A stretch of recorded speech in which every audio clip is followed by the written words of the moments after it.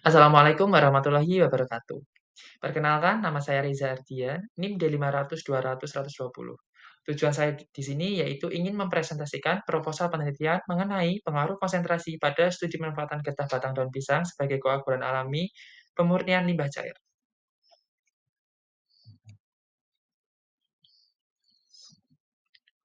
Latar belakang.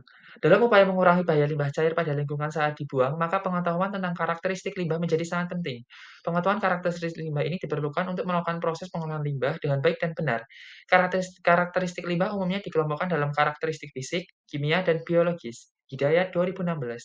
Salah satu upaya dalam pengolahan limbah cair yaitu dengan cara proses koagulasi. Koagulasi yaitu proses penambahan koagulan ke dalam cairan dengan proses pengadukan yang sangat cepat.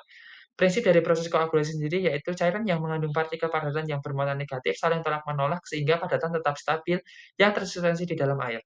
Dalam proses koagulasi dibutuhkan senyawa kimia yang disebut sebagai koagulan. Tinjauan pustaka. Tanaman pisang.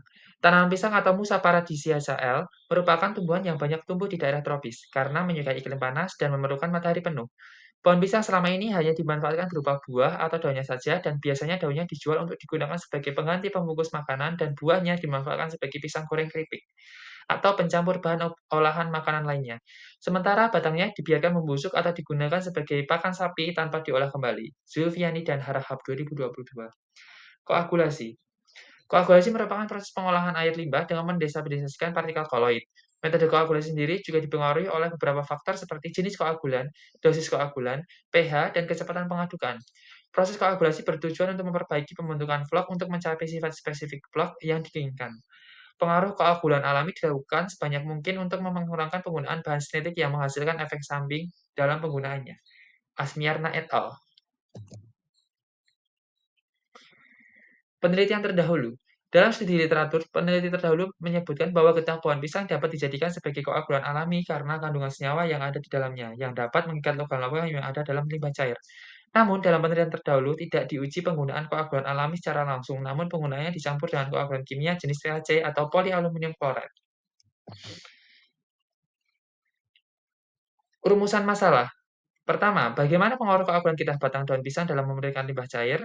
Kedua, bagaimana efektivitas koagulan getah batang daun pisang dalam menjernihkan beberapa jenis limbah cair?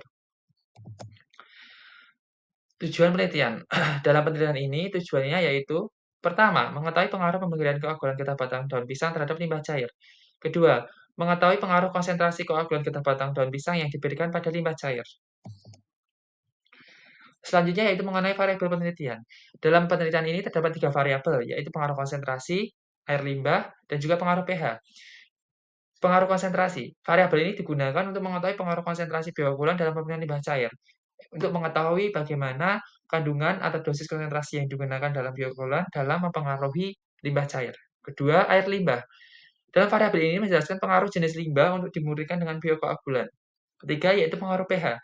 Penambahan pH dilakukan untuk mengetahui pengaruh penambahan larutan asam atau basa dalam larutan limbah cair yang telah diberi larutan asam atau basa.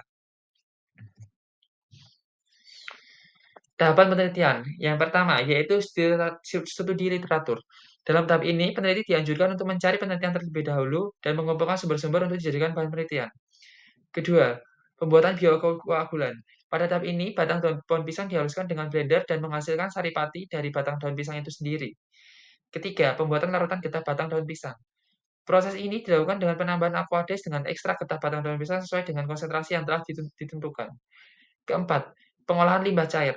Dalam pengolahan ini, getah batang daun pisang ditambahkan pada limbah cair sebagai biokoagulan dan diaduk dengan kecepatan yang telah ditentukan, begitu juga dengan waktu kecepatan yang telah ditentukan. Langkah pengambilan data. Dalam penelitian ini, kami menggunakan pengambilan data yaitu pengujian turbidity dan juga analisis grafik. Pengujian turbidity. Dalam tahap ini, peneliti melakukan pengamatan variasi konsentrasi terhadap pemurnian limbah yang sudah diberi bioagulan dengan menggunakan turbidity meter. Analisis grafik. Setelah melakukan pengujian menggunakan turbidity meter, hasil yang diperoleh dianalisis menggunakan Excel dengan membuat grafik yang menampilkan variasi konsentrasi dan hasil dari turbidity meter.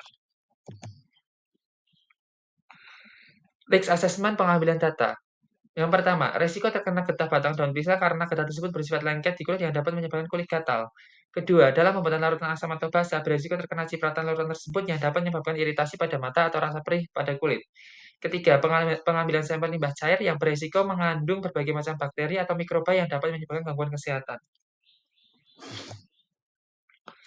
Metode analisa data. Dalam penelitian kali ini, kita menggunakan metode analisa data bentuk grafik. Metode yang digunakan dalam analisa data yaitu menggunakan Microsoft Excel dengan memanfaatkan tools plot atau grafik untuk mengetahui pengaruh jenis variabel terhadap pemurnian limbah cair. Jadwal penelitian. Pada bulan pertama, kami akan mengurus mengenai perizinan laboratorium, persiapan bahan, dan juga memulai penelitian. Pada bulan kedua, kami akan melakukan penelitian, pengujian sampel, dan analisa data. Pada bulan ketiga, kita akan melakukan analisis data, pembuatan laporan, dan juga seminar. Berikut akhir dari presentasi yang telah saya sampaikan.